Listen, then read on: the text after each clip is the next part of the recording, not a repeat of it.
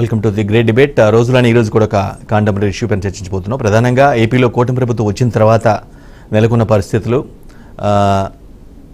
ఒక్కొక్కటి అంటే of course party కార్యాలయాలపై ఏదైతే వైసీపీ కొన్ని అక్రమ కార్యాలయాలు కట్టుకుందని విరుద్ధంగా కట్టిందని ఒక విషయం పైన కొన్ని కూల్చివేతలు, అట్ ది సేమ్ టైం ఈరోజు ప్రధానంగా వైసీపీ కీలక నేత వైఎస్ జగన్కి సన్నిహితుడు పిన్నెల్లి రామకృష్ణారెడ్డిని పోలీసులు అరెస్ట్ చేశారు. ఈవీఎం ధ్వంసం కేసుతో పాటుగా ఎన్నికల సమయంలో జరిగిన అల్లర్ల కేసుకు సంబంధించినటువంటి కేసులు ఆయన పైన నమోదైనాయి. ఈ క్రమంలో హైకోర్టు గతంలో ఇచ్చిన తీర్పులను డిస్మిస్ చేయడంతో పోలీసులు తమ చర్యల్ని స్టార్ట్ చేశారు. కొద్దిసేపటి క్రితం ఆయన్ని అరెస్ట్ చేయడం, ఆ తర్వాత వైద్య పరీక్షలు చేయించడం, అనంతరం కోర్టులో హాజరుపరిచేందుకు కూడా పోలీసులు సిద్ధమయ్యారు. మరి కాసేపులో హాజరుపరిచే అవకాశం ఉంది. రైట్, ఇవే కాదు మున్ముందు కూడా మరిన్ని అరెస్టులు జరగవచ్చు అనే వాదన కూడా బలంగా వినిపిస్తూ ఉంది. అఫ్కోర్స్ దీన్ని కక్షపూరిత రాజకీయం అని వైసీపీ బలంగా చెప్తూ ఉంది. కానీ టీడీపీ మాత్రం చేసిన తప్పుకి ప్రతిఫలం అనుభవించక తప్పదు. ఖచ్చితంగా శిక్షార్హులు తప్పు జరిగినట్లయితే శిక్షార్హులని ప్రభుత్వం చాలా బలంగా చెప్పుకోవాల్సిన పరిస్థితి కనిపిస్తూ ఉంది.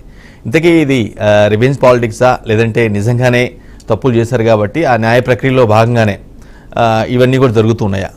ఈరోజు అంటే కూటమి ప్రభుత్వం వచ్చిన తర్వాత మొట్టమొదటి వైసీపీ కీలక నేత అరెస్టు ఇదే మనం భావించాల్సిన అవసరం ఉంటుంది. అంటే చెప్పుకోదగ్గ నేత, పర్టికులర్గా ఎమ్మెల్యే స్థాయి వ్యక్తి. ఆల్మోస్ట్ ఆయన 4 సార్లు గెలవడం జరిగింది. 2009, తర్వాత బై ఎలక్షన్ 12, తర్వాత 2014, 19 ఇట్లా 4 సార్లు గెలిచారు. ఆల్మోస్ట్ 15 సంవత్సరాలకు పైగా మాచర్లలో తన ఆధిపత్యాన్ని కొనసాగించారు.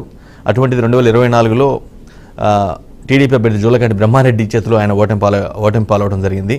సో ఆల్మోస్ట్ 20 సంవత్సరాల తర్వాత అక్కడ 20 సంవత్సరాల తర్వాత ఈ టీడీపీ జెండా ఎగిరింది మాచర్లలో.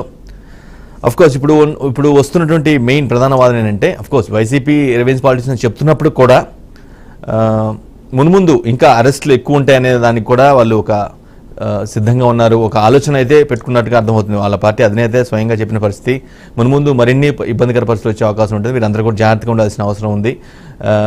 అరెస్టులు కూడా జరగవచ్చని ఇప్పటికే వాళ్ళకి హితబోధ చేసినట్టుగా అయితే అర్థమవుతూ ఉంది. రైట్, ఇది నిజంగా రివెంజ్ పాలిటిక్సా, లేదంటే తప్పు చేశారు కాబట్టి జరుగుతుందా? ఇవన్నీ కూడా ఈ పరిణామాలు మొత్తం కూడా వైసీపీ నిర్మాణాలు కూల్చివేత కానీ, అంటే పార్టీ నిర్మాణాలు కూల్చివేత కానీ, లేదంటే అరెస్టులు కానీ, ఇవన్నీ కూడా కక్షపూరిత రాజకీయం వైసీపీ ఉంటుంది. లేదు, తప్పు జరిగింది కాబట్టి పనిచేస్తున్నామని ప్రభుత్వం అంటుంది. రైట్, ఇదే అంశం మనం డిబేట్ కొనసాగిస్తున్నాం. టీడీపీ నుంచి శ్రీనివాస్ చౌదరి గారు, విశ్లేషకులు కృష్ణాంజలి గారు, అదేవిధంగా కాంగ్రెస్ నేత బాజీ గారు సిద్ధంగా ఉన్నారు. ఎస్కే బాజీ గారు సిద్ధంగా ఉన్నారు. ముందుగా ముగ్గురికి నమస్కారం అండి. శ్రీనివాస్ చౌదరి గారు, మీరు అధికార పార్టీ ముందు మీతోనే స్టార్ట్ చేయాలి. ఏంటిది? అఫ్కోర్స్ ఫస్ట్ ఏమో కార్యాలయాలు 1 by 1 కూల్చున్న పరిస్థితి కనిపిస్తుంది. తర్వాత మొట్టమొదటి మీ ప్రభుత్వం వచ్చిన తర్వాత మొట్టమొదటి arrest I think Pinnelli Ramakrishna Reddy అనుకుంటున్నాను. ఒక చెప్పుకోదగ్గ నేత, అంటే అందరికీ తెలిసిన వ్యక్తి, అంటే రాజకీయాల్లో తెలిసిన వ్యక్తి. ఆల్మోస్ట్ 20 సంవత్సరాలుగా ఉన్నారు కాబట్టి ఆబ్వియస్గా రాజకీయ న్యాయాలతో పాటు కూడా రాష్ట్ర ప్రజలకు కూడా తెలిసిన వ్యక్తి. సో ఏంటిది రివెంజ్ పాలిటిక్స్ అని వాళ్ళు బలంగా చెప్తున్నారు. మరి ఇదేంటి, లేదంటే తప్పు శిక్ష అనే ఒక అనాలజీయా, ఒక థీమా? సార్, మొదట మీకు బీఆర్కే ప్రేక్షకులకి, కాంగ్రెస్ నేత బాజీ గారికి, కృష్ణాంజలి గారికి నమస్కారాలు. ఎవరు ఏ విధంగా తీసుకుంటారనే విషయం పక్కన పెడితే, ప్రజాస్వామ్యానికి విఘాతం కల్పించిన విషయం ప్రపంచం చూసింది. జగన్మోహన్ గారు ఏమన్నారు? అందరూ ఆంధ్ర రాష్ట్రం వైపు చూస్తారు అన్నారు. మరి చూశారు కదా, ఈవీఎంలు పగలు కొట్టారు కదా. సో ఈవీఎంలు పగలగొట్టడం అనేది పెద్ద దుర్మార్గమైన చర్యగా ప్రజాస్వామ్యంలో అభివర్ణిస్తారు. సో మీరు కాకుండా ఇంకొక ఎమ్మెల్యే కోటను కొట్టాడు, జమ్మ పగలు కొట్టాడు. టోటల్ గా మీరు రాష్ట్రాన్ని అంతా కూడా దుర్మార్గంగా, ప్రజాస్వామ్యాన్ని విఘాతం కల్పించే విధంగా, ప్రజలు స్వేచ్ఛగా వచ్చి ఓట్లేయలేని భయభ్రాంతులు సృష్టించి రాష్ట్రం అంతా కూడా అల్లరి చేశారు. సో అవి వీడియోలతో సహా బయటపడటంతో ఎలక్షన్ కమిషన్ సుమోటుగా తీసుకొని అరెస్ట్ చేయమని చెప్పారు. ఆ రోజున ప్రభుత్వం అంటే ఎలక్షన్ కమిషన్ కాబట్టి వాళ్ళు తగిన చర్యలు తీసుకున్నారు. అరెస్ట్ పెట్టారు. మీరు వెళ్ళేమో హైకోర్టుకి వెళ్ళి తన మీద స్టే తెచ్చుకున్నారు. ఆ స్టే వికెట్ అయింది. మళ్ళీ అరెస్ట్ కి రెడీ అయ్యారు, అరెస్ట్ చేశారు. సో నాకు తెలిసి భారతదేశంలో చాలా తక్కువ మంది ఈవీఎంల జోలికి వెళ్తారు. అంటే బ్యాలెట్ బాక్సులు తగలబెట్టడం, గతంలో ఇంకు పోసేయడం, అదేవిధంగా చిప్ వేయడం అనే గతంలో సంస్కృతి ఉండేది. ఇప్పుడు ఆ సంస్కృతి పోయి ఇప్పుడు ఈవీఎం సంస్కృతి వచ్చింది. ఈవీఎం సంస్కృతిని కూడా ఇప్పుడు పగలగొట్టడం ఒక చిత్రమైన కథ విన్నాం కాదు. ఈవీఎంలోకి పాము దూరిందంట. ప్రజలు రక్షించడానికి ఆ పాము నుంచి వీరుడు బయలుదేరి వెళ్ళి ఈవీఎంని సంహరించాడు. ఈ కథని నిన్న ఆ రోజు నాకు నవ్వాలో ఏడవో అర్థం కాదు. అది సాక్షి పత్రికలో, సాక్షి టీవీలో చూసి శ్రీనివాస్ చౌదరి గారు సబ్జెక్ట్ టు ద కరెక్షన్ అది ఐ థింక్ అది ఖచ్చితంగా సాక్షి టీవీలో వచ్చింది కాదు. జనరల్ గా ట్రోలింగ్ ఎవరైతే యాంటీ వైసీపీ ఎవరైతే ఉంటారో ఆ ట్రోలింగ్ చేసిన లో భాగమని నాకు తెలిసిన information. Subject to the correction. Okay సరే సరే సార్, నేను చూసే మాట్లాడాను. తర్వాత ఇంకో విషయం ఏంటంటే ప్రజాస్వామ్యంలో ప్రజల తీర్పు అనేది చాలా గౌరవప్రదమైంది. ఆ తీర్పుని విధ్వంసం చేయడం అనేది ఒక రకంగా చెప్పాలంటే రాజ్యాంగ విరుద్ధం. సో ఆ రోజు మీరు యాంటిసిపేట్ గా బెయిల్ తెచ్చుకోవడం, హైకోర్టు సుప్రీంకి వెళ్ళడం, మన ప్రభుత్వం వస్తుందని చెప్పి సార్ ఎక్కువ ఒకటి ఏంటంటే పిన్నెల్లి రామకృష్ణారెడ్డి గారు కాన్సార్ స్టేట్ ఏమైనా స్థాపించారు సార్? నాకు అర్థం కాదు. ఆ నియోజకవర్గంలో 4 సార్లు ఎమ్మెల్యే అయ్యాడు.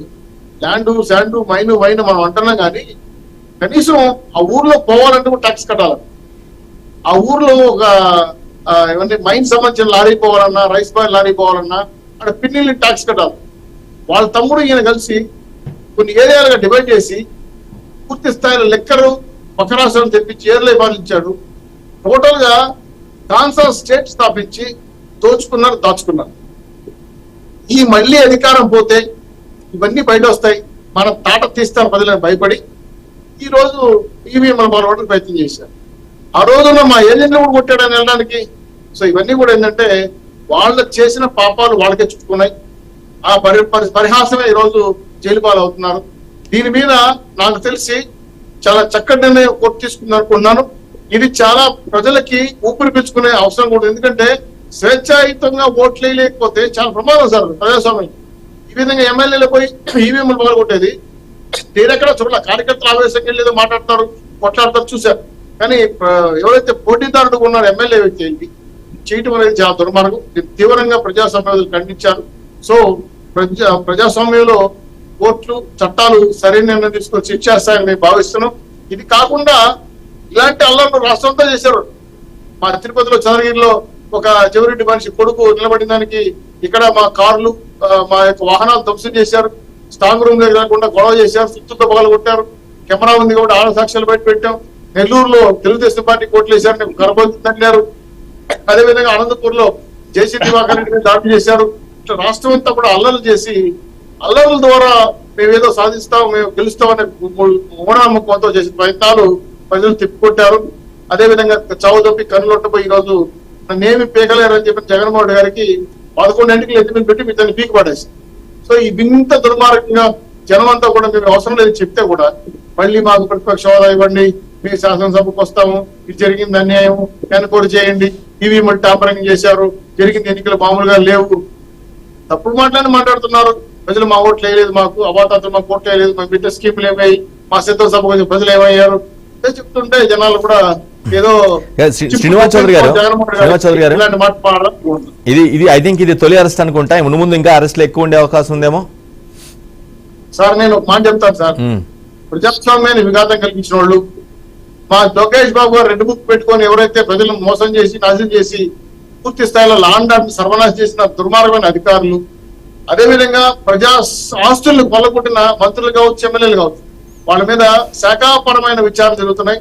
తొందరలో 7 శాఖలకి క్షేత్రపత్రాలు చేయబోతాయి. అదే కాకుండా ఏ అంశాలను ప్రోత్సహించి గతంలో వాసుదేవరెడ్డి లిక్కర్ స్కామ్ లో ఉన్నాడో, ఆయన సీఎం ఎండీ ఉన్నప్పుడు లిక్కర్ స్కామ్ కన్నా చాలా పెద్దది ఈ ఆంధ్ర రాష్ట్రం జరిగింది లిక్కర్ స్కామ్. అది 100 కోట్ల, ఇది లక్షల కోట్లు నోడే కొద్దికి వస్తాం నెలమలి.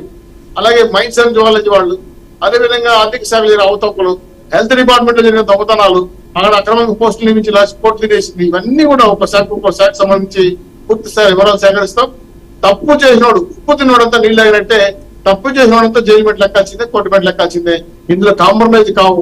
ప్రజలు మమ్మల్ని ఇచ్చింది తీర్పు ఇన్ని 164 సీట్లు ఎందుకు ఇచ్చారంటే ప్రజాస్వామ్యాన్ని కాపాడండి, లాండ్ ఆర్డర్ని కాపాడండి, ప్రజల ఆస్తులు దోసుకుంటున్నారు దాని నుంచి కాపాడండి, రాష్ట్రాన్ని ఆర్థిక పురోగతి తీసుకురండి, సంక్షేమం చేయండి, అభివృద్ధి చేయండి చెప్పారు.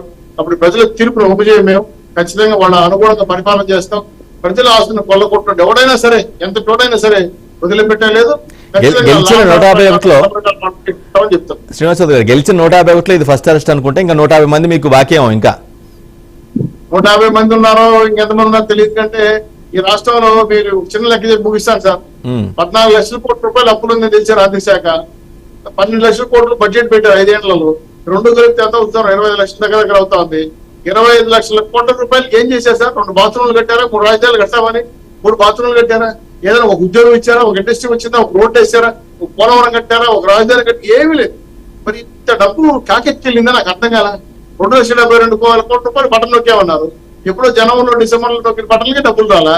మరి ఆ డబ్బులు రాక తెచ్చిన అప్పులు ఏమైనా తెలియదు. ఇది కాకుండా వాళ్ళ రాష్ట్రం సంపదను తాకట్టు పెట్టి శాండు కాకుండా ప్రభుత్వ భూములు, పాఠశాలలు, ఆర్టీఓ కార్యాలయాలు, కలెక్టర్ కార్యాలయాలు తాకట్టు పెట్టి 1,000 కోట్ల రూపాయలు ఇచ్చారు కార్పొరేషన్లు. ఇవన్నీ కూడా చూస్తే తొంభై కొద్దికి నేలమాలికలు, రాజభవనాలు, విలాసం బయటపడుతున్నాయి ఈ విధంగా. కాబట్టి ఇవన్నింటినీ కూడా ఒక శాఖ వేసి ఇన్ఛార్జ్ జరిపి వీళ్ళ సంగతి తెలిసేవాడు వదిలే ప్రసక్తి లేదు. ప్రజల ఆస్తి కాపాడు, ప్రజలు తిరిగి గౌరవిస్తారు. రైట్. కాంగ్రెస్ నుంచి బాజీ గారు ఉన్నారు. బాజీ గారు మీకేమనిపిస్తుంది? ఫస్ట్ తొలుత